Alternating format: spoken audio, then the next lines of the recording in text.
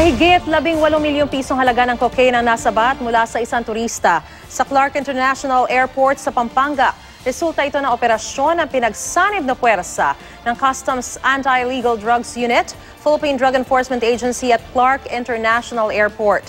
Isinilid ang droga sa isang secret compartment sa bagahe ng dayuhan. May report si Tina Panganiban Perez. Kakaiba raw ang kinikilos ng 68-year-old na turistang si Alan Sohu nang lumapag sa Clark International Airport kagabi. US passport ang gamit ni Sohu na may lahing Chino. Namay ng K9 na si Buddy na may droga sa dalang bag ni Sohu. Nakitang hinihinalang illegal substance ng idaan ng bag sa x-ray machine. Medyo restless ang isa ito.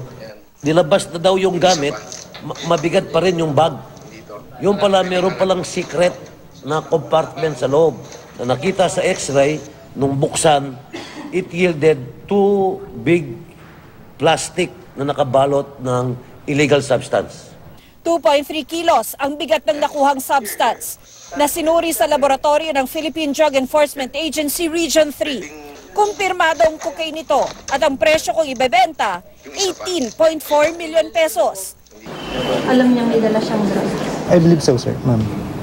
Sa investigasyon, Brazil ang point of origin ni Sohu bago dumating sa Cebu tsaka nagtungo sa Clark.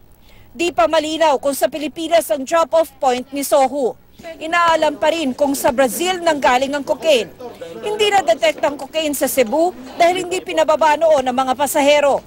Ayon sa mga nangangasiwa sa Clark International Airport, ngayon lang daw may nahulihan ng droga sa paliparang ito. Nakahanda raw ang Interagency Task Force kontra sa drug trafficking para masigurong hindi magagamit ang Clark International Airport sa pagpapakalat ng droga. Meron ng intel report na pinagmamanman tayo dito na baka gawin transshipment ang Clark. So regular ang pagbabanman. Sasailalim na sa inquest ang suspect. Hindi pinayagan ng mga taga-medyang makapanayam siya.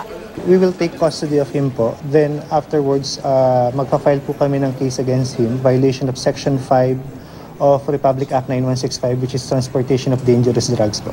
Mula sa Clark International Airport, Tina Panganiban Perez, GMA News.